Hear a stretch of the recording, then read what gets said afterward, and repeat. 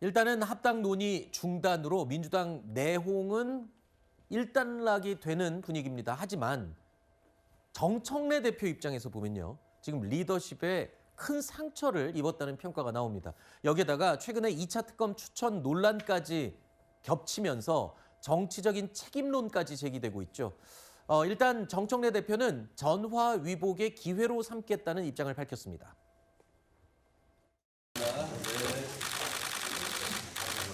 더 이상 합당 논란으로 우리의 힘을 소비할 수 없습니다. 비온 뒤 땅이 굳는다고 이제 이를 전화위복의 기회로 삼아 지방선거 승리에 올인하겠습니다. 저는 우리 대표님의 충정 자체를 의심하지 않습니다. 지방선거 승리와 이재명 정부의 성공을 위해 고민 끝에 제안했을 거라고 생각합니다. 리더십은 좀 흔들렸다고 봐야 되겠죠. 그래서 지금은 오히려 이제 매듭의 시간 아니겠어요. 좀 길을 뺑 돌아간 거지 결코 정청래 리더십에 또 우리 민주당이 분열이다 이렇게 보지는 않습니다. 자, 지방선거가 이제 넉 달도 채 남지 않았죠. 그래서 일단 이 논란이나 분란은 수습을 해야 하는 건 맞습니다. 하지만 그동안에 비당권파 등이 지적을 해왔던 정청래 대표의 그 스타일, 그러니까 독단적인 의사결정 방식, 이 부분이요. 정청래 대표에게는 부메랑이 되어서 돌아온 셈입니다. 자, 그러자 반사 효과를 본 사람이 있죠. 바로 김민석 국무총리입니다.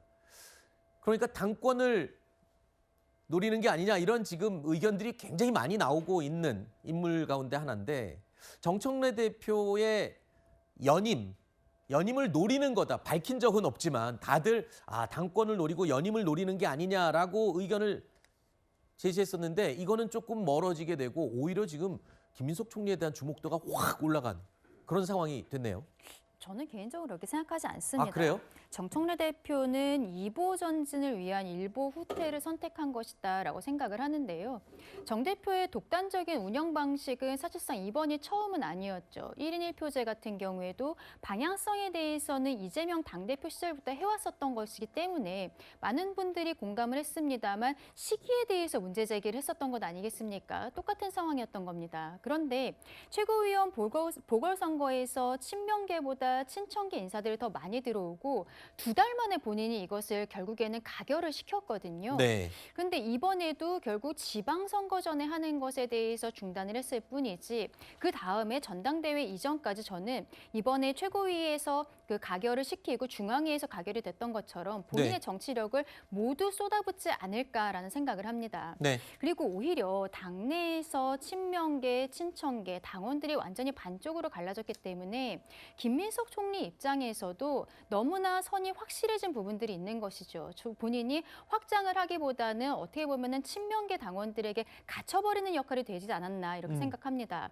그런데 지금 상황을 보면은 총리 같은 경우에는 국정을 책임져야 되는 것이고 정청래 대표는 당에서의 정책 같은 것들을 하고 있는 것이기 때문에 당원들과 더 스킨십을 할 수 있는 것은 정청래 대표가 더 유리한 고지라고 저는 생각을 하거든요. 그렇군요. 그래서 지금 상황으로서는 김민석 총리가 언급이 될 수는 있겠습니다만 유리한 고지를 점했다라고 보기는 어렵지 않을까 싶습니다. 그렇군요. 그러니까 뭐 겉으로 보기에는 이 자존심에 좀 상처를 입은 정청래 대표가 좀 불리해지고 갑자기 반사이익을 김민석 총리가 얻은 게 아니냐 하지만 지금 당장 맡은 바 임무가 다르고 영역이 다르기 때문에 실제로 그렇게 큰 차이는 안 날 거다 이렇게 얘기했는데 동의하십니까? 제가 봐도 지금 그런 판단을 내리기엔 좀 섣불러 보입니다. 네. 분명한 건 정청래 대표의 리더십이 타격을 입었다는 것, 이것은 본인 스스로가 뭐 독단적으로 했다라고 하는 것들도 있지만 이 과정 자체의 관리에 일단 제대로 된 관리를 못했다라고 하는 측면에서 타격을 입은 건 맞아요. 그런데 그 나머지의 어떤 플러스적인 부분이 국무총리에게 갔다. 또 이건 아닐 겁니다. 왜냐하면